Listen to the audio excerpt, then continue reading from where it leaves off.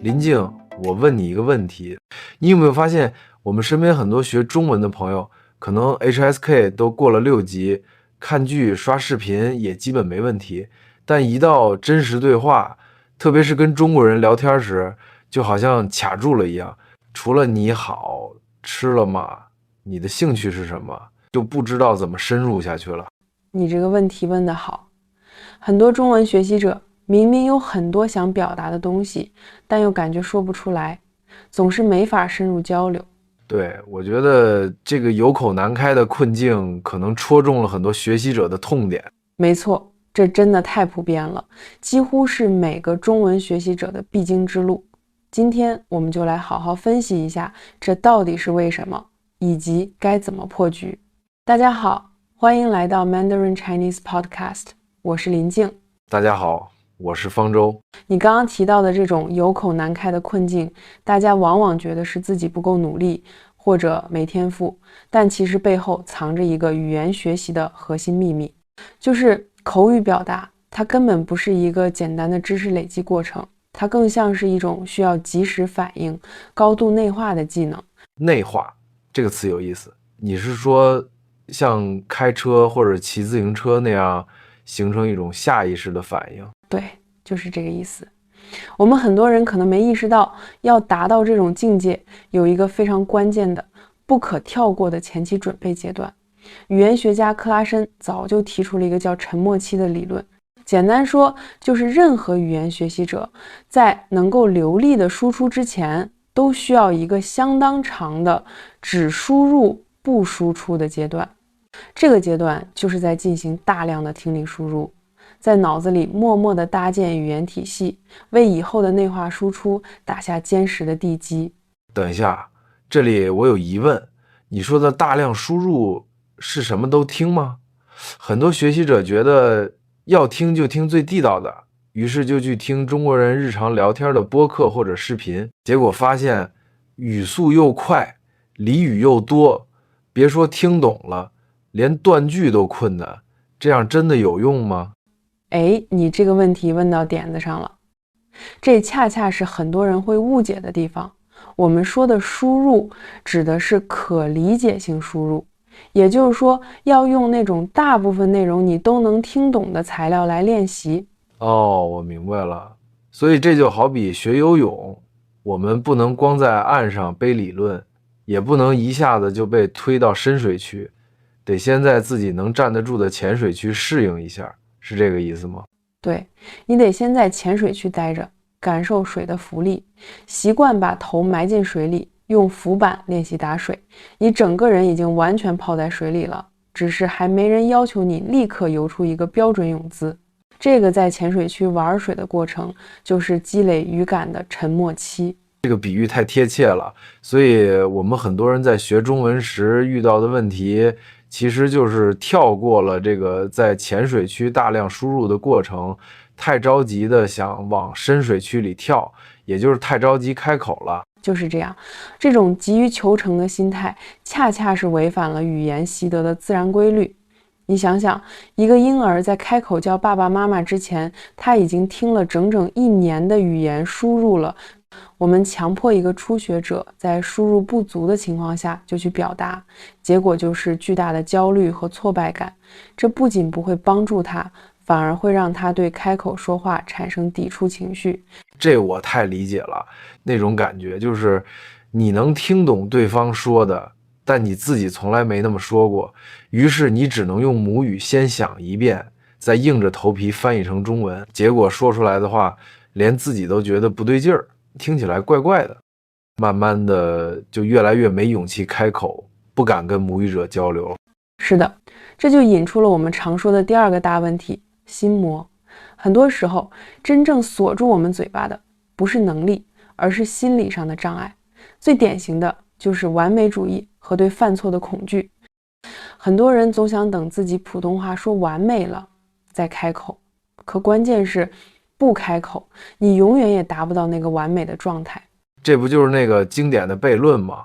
因为怕呛水，所以不敢下水学游泳。很多人只是看了很多教学视频，把理论背得滚瓜烂熟，真到水里还是手忙脚乱，大脑一片空白。这种学习方式在中文学习里是不是特别普遍？非常普遍。很多人花了大量时间背单词、刷语法题、读文章，觉得知识储备够了，口语自然就水到渠成了。但听、说、读、写这4项技能虽然相关，却是相对独立的。口语是一种需要真实互动才能磨练出来的肌肉，你没有足够多的实战练习，那些储存在你大脑里的知识，到了关键时刻根本说不出来。而且中文本身的一些特性，好像也给这个开口的过程增加了一些独特的难度，比如声调。没错，声调绝对是很多学习者的噩梦，因为在中文里，声调不是锦上添花，它是决定词义的核心。比如买和卖，一个是买，一个是卖，意思完全相反。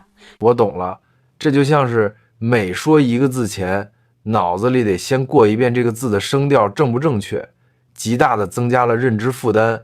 除了声调，汉字本身是不是也是一个挑战？是的，这是一个更深层次的挑战。简单来说，在学习初期，就是要先把认汉字和练口语这2件事分开。你看，英语这样的拼音文字，你看到一个词，大致就能猜出怎么读。但汉字是表意文字，它的字形和发音没有必然的直接联系。确实是这样，很多学习者就会陷入一个误区，觉得我必须先认识几千个汉字才能开口说话，结果就是光顾着死磕汉字，既打击了开口的积极性，也耽误了练习的好时机。对，其实学习中文口语完全可以跟学习汉字在初期阶段分离开，过度依赖汉字，这就本末倒置了。再加上大部分学习者都缺乏一个沉浸式的语言环境，所以进步非常缓慢。听你这么一分析，感觉这真是个综合性的问题。我们聊到了一开始就太急于求成，忽视了积累的过程，心态上的完美主义，还有像声调、汉字这种中文本身的难点，最后又提到了缺少语言环境。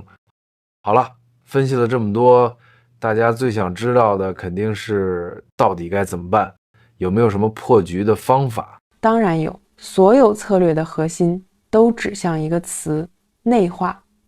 刚才我们聊到，语言输出是一个高度内化的过程。你想，我们说母语的时候，根本不会去思考语法、词汇，一切都是下意识的。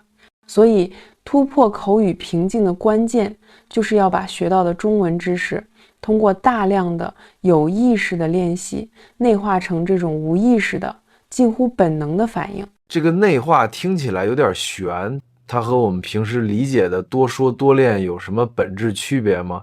怎么才能有意识的去培养这种内化反应？区别很大，多说多练可能只是机械重复，而培养内化是有策略的。不过这里要先说明一下，我们接下来要讲的输出策略是给那些已经有了一定输入基础的学习者的。就是说，对于刚入门的初学者，重点还是先多听，培养对中文的语感，对吗？完全正确。那对于那些感觉自己学了很多但说不出来的朋友，我们该如何打通这最后一关呢？我这里有3个建议。第一个也是最重要的，就是转变观念。在学习初期，流利度比准确度更重要。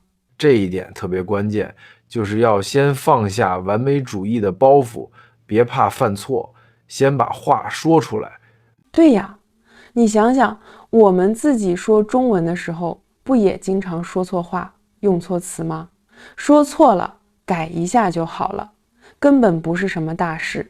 而且，听不懂别人说的话也很正常啊，我们都会很自然地问一句：“你刚才说什么？”这没什么丢脸的。是呀，所以真的不用追求完美，能够顺畅沟通才是目的。非常对。接下来，第2个建议是，刻意构建你自己的个人语言库。个人语言库听起来像给大脑建一个专属的数据库，就是这个意思。我们要做的是把一个词的发音、用法，甚至感情色彩，都和它可能出现的场景进行深度绑定。